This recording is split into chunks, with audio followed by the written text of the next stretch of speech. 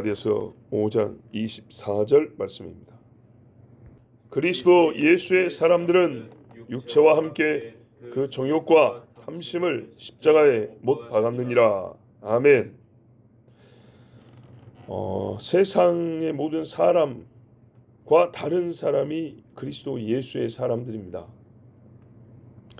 사람을 나누는 소위 분류법이라고 할까요? 여러 가지가 있는데 그 중에 딱 두 개로밖에 분류되지 않는 분류법이 있습니다. 남자 여자 이런 거요. 또는 남편과 아내, 이는시, 부모와 자식, 옆으로나 위아래나 두 가지로. 근데 이거는 뭐랄까요? 결혼한 사람도 있고 안 한 사람도 있고 자식 있는 사람도 없는 사람도 있죠.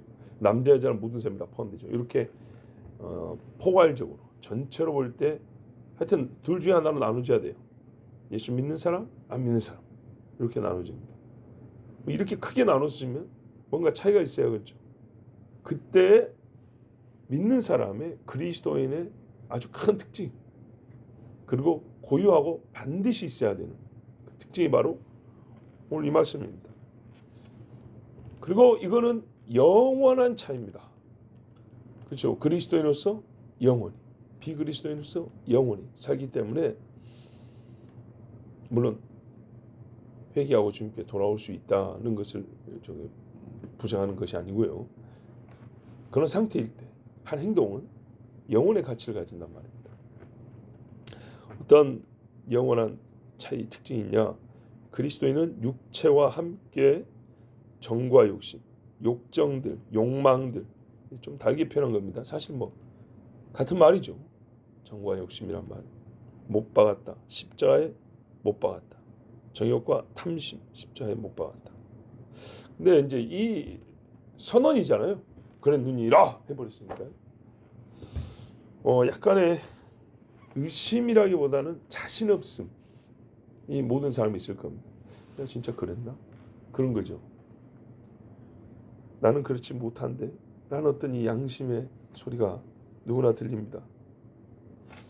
일단 육체와 함께 정과 탐심을 십자가에 못 박았다가 무슨 말인가부터 한번 생각해 보자고요. 그러면 진짜로 그런가 안 그런가 할 수가 있죠.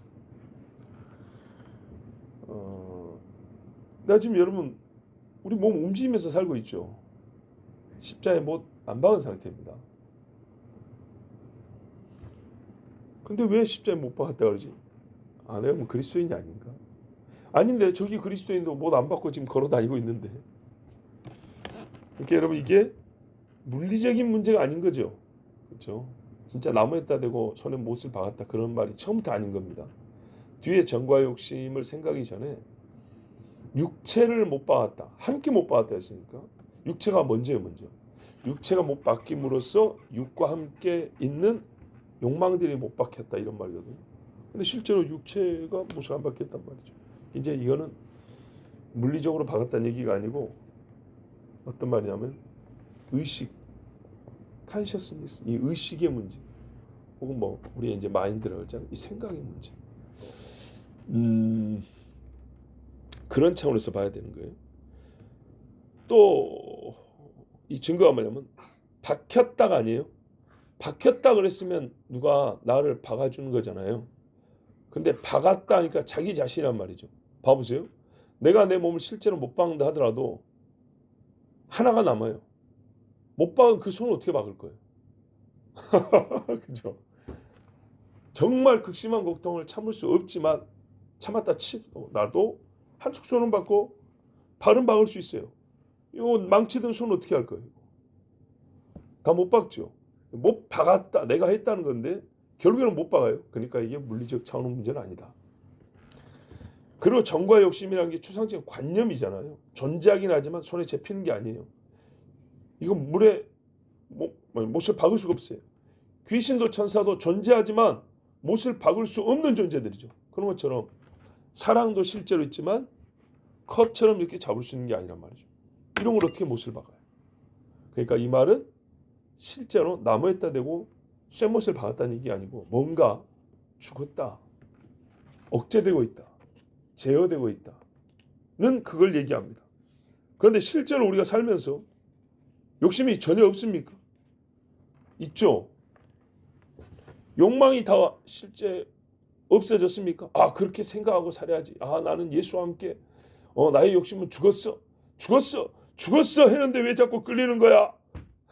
그죠? 그러니까 이 말이 예수 믿는 순간 정과 욕심이 믿음이 생기는 순간 사라져 버린다. 믿음이 생기는 순간 없어져야 그게 참 믿음이고 남아있다면 가짜 믿음이다. 그런 말도 아닙니다. 뭐냐면 신앙 생활을 해가죠. 열매를 맺는 과정이 있죠. 우리가 그 과정 중에 신앙 생활의 그 과정의 어떤 실제를 가장 적합하게 표현한 하나의 비유적 표현입니다. 그러니까 우리가 살면서 예수를 믿기 때문에 내 안에 마음에 일어난 변화들이 있어요. 근데 이게 이 세상을 살면서 자꾸 일어나기도 하고 내려가기도 하고 계속 우리는 싸워간다 그랬죠. 이 과정 안에서 결국은 이겨야 되잖아요. 이것을 표현하는 비유적 표현으로 어느 정도로 철저하게 이것을 제어하여야 성령의 열매를 맺을 수 있냐 할 때 완전히 못 박아서 죽었다고 생각할 정도로 그렇게 생각을 가지고 책임감 있게 신앙생활을 한다는 말입니다. 이제 이 말을 성경으로서 다시 한번 풀어드릴게요. 로마서 6장 1절에서 3절을 보면 이래 돼 있어요. 그런즉 우리가 무슨 말하리요? 은혜를 더하게 하려고 죄에 거하겠느뇨? 그럴 수 없느니라. 죄에 대하여 죽은 우리가 여기서 있죠? 대하여 죽은 우리 어찌 그 가운데 더 살리요? 무릇 그리스도 예수 합하여 세례를 받은 우리는 예수님의 세례 받을 때 나도 요단강에 들어갔었나요? 아니죠. 분명히 물리적으로 그런 게 아니에요. 어떤 목사가 물 위에서 이렇게 뿌려갖고 세례를 줬지 요단강에 풍덩 들어간 적도 없고 예수님하고 같이 2000년 전에 들어간 적이 없어요. 그런데 분명히 말했어요. 같이 세례 받았다 그랬어요. 같이 죽었다 그 말. 우리는 그의 죽으심과 합하여 세례 받은 줄 알지 못하느뇨. 의미적으로 그렇다는 겁니다. 누군지 세례 받을 때 예수님과 함께 죽었다. 그렇게 하고 믿음이 시작된다는 거예요. 그러니까 이게 일종의 비유지만 그만큼 우리가 예수와 얼마나 믿음이 연합시켜 주는지를 얘기하는 거예요. 예수 이전의 삶은 완전히 죽은 것이고 예수 이후의 삶, 예수 부활과 완전히 연합돼서 나는 예수를 믿는 순간부터 그렇게 예수 없는 삶이 이제 나는 끝났다고 예수와 함께한 삶만 남아있다라는 그 강력한 의미를 말해주는 거예요. 우리가 실제로 예수와 함께 죽어버렸지 않아요. 아직 살아있어요. 근데 예수와 함께 죽은 것이 무슨 말이냐 했더니 죄에 대하여 죽어버렸다는 거예요. 이제는 죄가 나를 종노하지 못하는 상황이 됐다 그 말입니다. 이 완전함을 어떻게 표현할 거냐 할 때 죽음으로밖에 표현할 수 없다는 거죠. 병원에서 퇴원하고 나오면요. 또 깡패 가서 돈 뜬다고요. 그런 게 아니고요. 죽어버린 사람 아무것도 못하죠. 죄가 나를 찾아가지고 뭐 해보려는데 뭐 이게 있어야지. 이런 말인 거예요. 로마서 6장 11절에서 13절에 보니까 이와 같이 너희도 너희 자신을 죄에 대하여는 죽은 자요 그리스도 예수 안에서 하나님을 대하여는 산 자로 여길지어다. 아, 이거였구나. 여길지어다. 그러므로 너희는 죄로 너희 죽을 몸에 왕노릇하지 못하게 하여 죄가 자꾸 내가 몸을 갖고 살고 있는데 왕노릇 하려고 그래요. 너 옛날에 내 시킨 대로 잘했잖아. 이번에도 좀 와봐. 안 돼. 이렇게 하라는 얘기예요. 몸의 사욕을 순종치 말고 옛날에는 잘 따라갔어요. 아 땡기는데 그러면 따라갔다고요. 또한 너희 지체를 불의의 병기로 죄에게 드리지 말고 죄를 위하여 싸워줬어요. 뭐 어때? 이거 좀 하면 어때? 이런 식이었어요. 싸워. 이게 누구를 죄를 위하여 싸운 거예요. 그게. 오직 너희 자신을 죽은 자 가운데서 다시 산 자같이 아직 죽지 않았어요. 그러나 영으로는 다시 사는 거죠. 그러니까 몸도 그렇게 살아는 얘기예요. 하나님께 드리며 여러분 제물 드리면 어떻게 해요? 다 죽여가지고 불에 태우죠. 그래서 너희를 거룩한 산 제물로 살았으나 죽은 짐승처럼 몸을 내겠죠. 자기 몸을 찢어 죽어갖고 불 위에 올려놓은 그 짐승처럼 내가 살아간다 그 말이에요. 문학적 표현이 실제. 너희 지체를 의의 병기로 하나님께 드리라. 아닙니다. 이제 안 됩니다. 이렇게 말하라는 거예요. 어제 제가 산예배를 갔어요. 우리 권사님 위해서 기도도 해야겠고 나라를 생각해서도 그렇고 정말 갔는데 산에 우와 내가 진짜 산 많이 댕겨봤지만 무슨 뭐 대사가 세웠다는 절이 있는 그 산에 절이 그렇게 크게 와 내가 다녀본 것 중에 진짜 탑급이에요. 온 산에 그냥 이 연불 외우는 소리가 왜 중언부언하지 말아요. 가만 들으면 똑같은 소리예요. 똑같은 소리 계속 반복해요. 알아먹지도 못하는 발음이라도 또렷하게 하든지. 근데 이것들이 마이크 대고예요. 예. 우리 교회 밖으로 소리 안 나게 우리는 애를 쓰죠. 야들이 일부러 스피커가 밖으로 나가게 한다고요. 그래서 그 두 울려. 한 군데, 두 군데, 꼭대기에 소위 암자라는 게 하나 있더라고요. 절벽 위에 집을 하나 지어놨어요. 그 불교 절간을 쬐까내게. 거기다가 뭐 별거 다 붙여놓고 그 꼭대기에서 또 그냥 연불 외고 난리네. 얼마나 저걸 그냥 그래가지고 제가 이제 그 옆에 어떤 바위 밑에서 또 혼자 앉아가지고 예배하고 기도하는데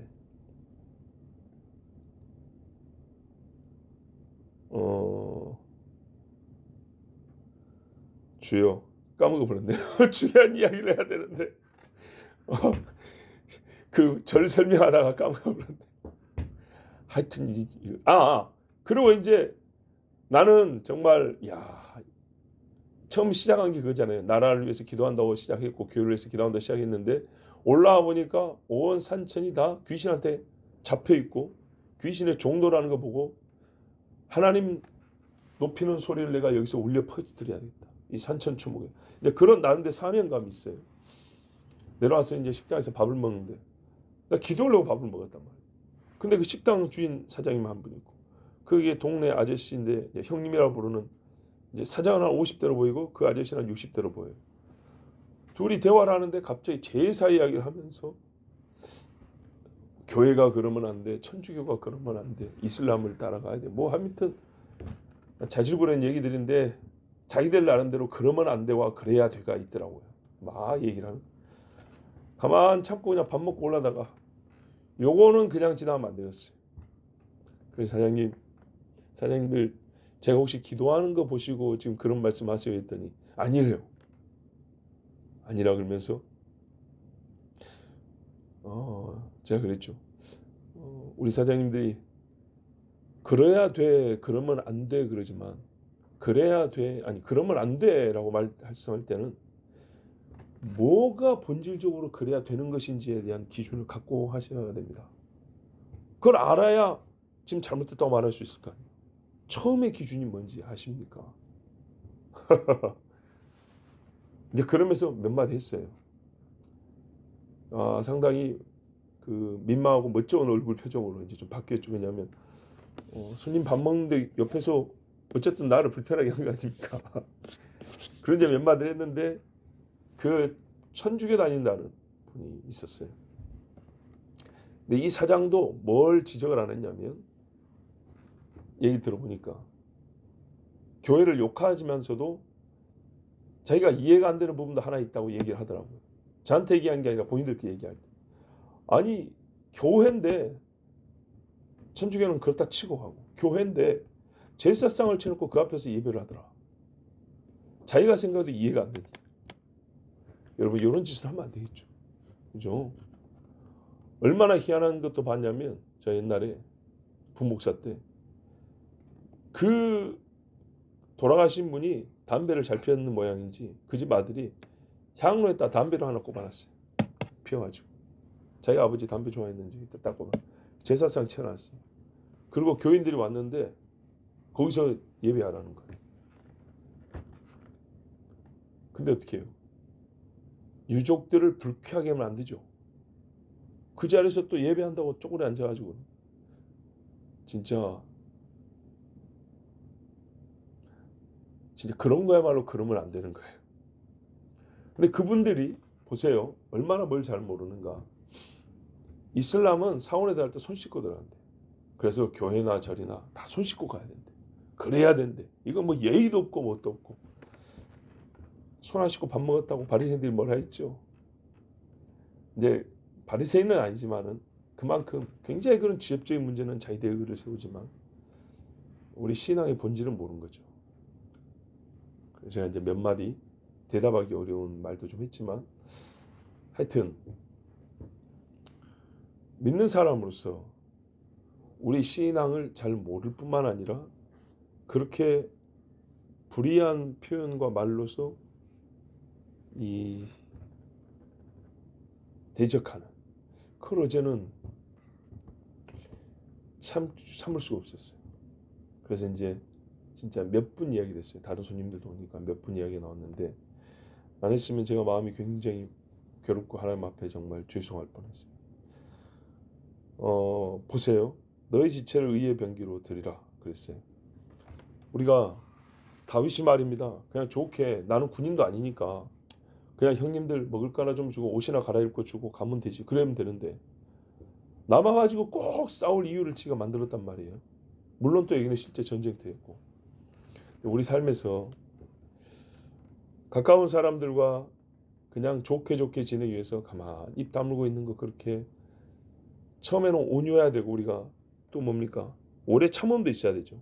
이거는 타인이 나 개인을 괴롭게 하는 걸 참는 거예요. 그러나 하나님께 대적하는 것은 우리가 싸움을 위해서가 아니라요. 그러니까 그 사람을 어떻게 막 찌그러뜨리기 위해서가 아니라 나의 섬기는 하나님의 이름과 그 영광을 위해서 입을 열어야 될 때가 있는 겁니다. 보세요. 로마서에 예수와 함께 죽는다와 산다가 뭔지 한 문맥에서 6장에서 다 가르쳐주고 있죠. 우리가 칭의를 얻었기 때문에 죄가 나를 죄인으로 부르지 못한다가 아닙니다. 이건 생활의 이야기입니다. 바리새인보다 나아야 하리라는 것이 믿음으로 의롭다함을 얻었으니까 의가 더 나은 거지. 저도 옛날에 그렇게 설교를 했다니까요. 14년 1월까지 그렇게 설교했는가 정확하진 않은데 좀 거기서 더 했는가. 근데 성경을 보면 그런 말이 아니고 의를 얻었기 때문에 실제 생활이 달라야 된다는 얘기예요. 성경이 다 그렇게 말하고 있어요. 삶의 의도 있어야죠. 칭해주는 의만 아니고 삶의 의도 있어야죠. 이게 없는가 하면 세상에 이거야말로 진짜 모순된 거 아닙니까? 이거야말로 가식 아니냐고요. 위선이다 가식을 따지는 것이 행위를 보고 따지는 겁니다. 그죠? 그래서 그 속도 진실하지 않구나 이렇게 보는 겁니다. 죄의 권세가 나를 지배하지 못하고 이거를 의식적으로 머리로 아는 내가 실제로 죄의 권세 아래 내 몸이 들어가지 않도록 힘써야 한다는 얘기입니다. 드리라. 드리지 말고 그렇죠. 죄에게 병기로 드리지 말고 하나님께 의의 병기로 드리라. 누구에게 하는 얘기예요? 나한테 하는 거예요. 네가 그렇게 하라는 거예요. 자 여러분 다른 비유로 한번 설명해 줄게요. 바이러스는 뜯어먹을 세포가 있어야 합니다. 그 숙주라 그래요.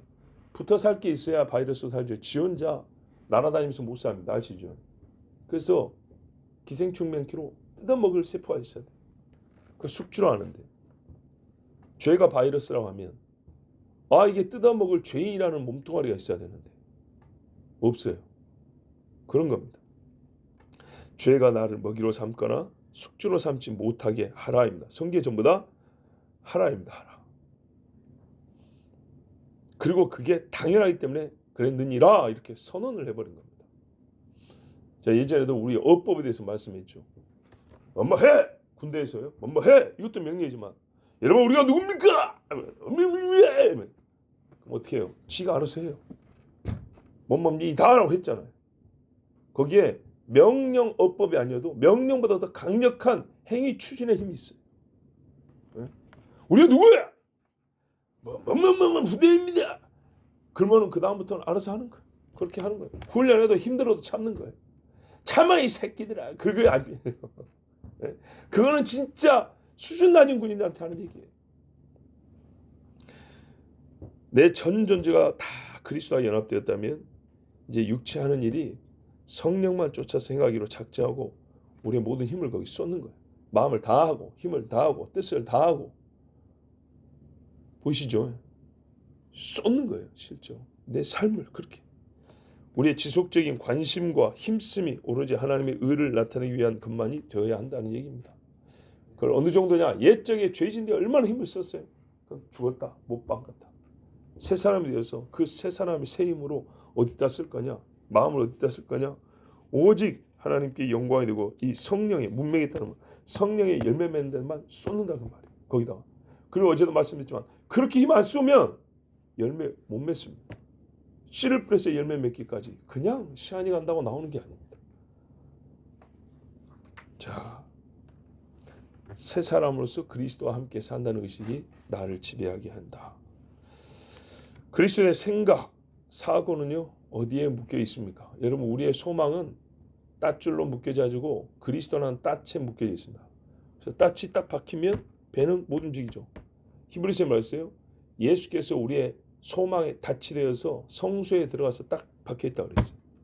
그래서 우리가 줄을 당기면 어디로 갑니까? 성소로 들어간다는 얘기입니다. 우리가 이 땅에 살아도 결국에는 지성소 들어간다 그 말입니다. 그렇게 비유했어요. 나는 예수와 함께 죽었다 했어요. 예수와 함께 묶였다는 겁니다. 완전하게. 또 그리스도의 활동은 행위는 무엇에 사로잡혀 있는가 하면 성령에게 사로잡혀 있어서 성령이 이끄는 대로 그래서 열매를 맺게 되어 있습니다. 하나님의 상에 올라갈 만한 열매. 이 두 가지는요 정말 우리가 받은 선물입니다. 그래서 동시에 드리라 하였느니라 했으니까 돼요. 우리의 의무입니다. 사명에도 들어가는 거예요. 선물이면서 사명이에요. 그래서 이 둘이 합하여 나의 신앙을 증명하고 또 신앙의 생명력을 계속 공급합니다. 죄를 지을수록 생명이 떨어져요. 그죠? 힘들지만 의를 행할수록 더 살아나고 더 살아납니다. 어릴 때 아버지가 그랬어요. 힘은 쓸수록 붙는다 그랬어요. 네. 실제로 보세요. 가만 누워 있으면 몸이 약해집니다. 2주 3주 있으면 몸의 근육이 풀어져 버립니다. 그런데요. 거꾸로 2주 3주 운동을 해보세요. 얼마나 달라지는가. 그렇습니다. 원리는 똑같습니다. 기도를 한 3주 쉬어보세요. 어색합니다. 입이 묵직하고요. 뻑뻑해집니다. 근데 열심히 기도를 하면요. 입만 열면 기도입니다. 그냥. 예수 십자가에 나의 육체의 욕망, 욕정을 못 받고 성령이 묶여 거룩한 열매를 맺는 그리스도 예수의 사람들이 되기를 바랍니다. 기도하겠습니다. 아버지 감사합니다. 우리가 열매를 일찍부터 맺으면 얼마나 좋고 많이 맺을수록 좋은 거 아닙니까? 육체를 하나님께 예수님께 더 단단히 메고 끊어지지 않게 메고 있으면 십자가의 못을 아예 박아버리면 얼마나 우리에게 복이 되겠습니까? 주여 하나님 이렇게 우리에게 은혜를 주셨고 그렇게 하게 해주셨고 또 계속하여 하라고 지속적으로 하라고 말씀해 주셨습니다. 계속 싸워 이기게 하시고 계속 죄에는 자유롭고 하나님께는 종이 되어서 주를 기쁘시게 하는 하나님의 자녀들이 되게 하옵소서. 우리의 삶이 그래야 됩니다. 우리 속사람의 생각부터 시작돼야 합니다. 주여 저 어린아이가 하나님께 나왔습니다. 말뜻을 이해하기는 어렵겠으나 이 시간에 나온 이 자체가 이 새벽의 주님을 찾는 이 행위가 성령의 열매를 맺는 씨뿌림의 시작이고 육체의 정욕을 십자가에 못 박는 그 일의 시작입니다. 주님 앞에 설 때까지 육체와 정욕은 십자가에 못 박고 그의 삶은 항상 하나님의 병기가 되어서 이의 병기가 되어서 살게 하옵소서. 귀한 여종이 또한 어려운 시기를 겪고 있지만은 주님 앞에 믿음을 지키고 기도하고 여러 성도에게 믿음의 싸움이 무엇인지 의의 병기로 하나님께 드린다는 게 무엇인지를 보여주는 여종도 있습니다. 더욱 강건하게 하시고 아버지 하나님 이기게 하옵시고 그러나 항상 분노가 아닌 사랑과 오래 참음으로 우리 하나님의 의를 이룰 수 있도록 도와주시옵소서. 온 가족이 딸의 눈물의 기도로 구원받게 하옵시고 그래야 해서 우리가 기쁨의 찬송을 하나님께 드리게 하옵소서. 예수님의 이름으로 기도하옵나이다. 아멘.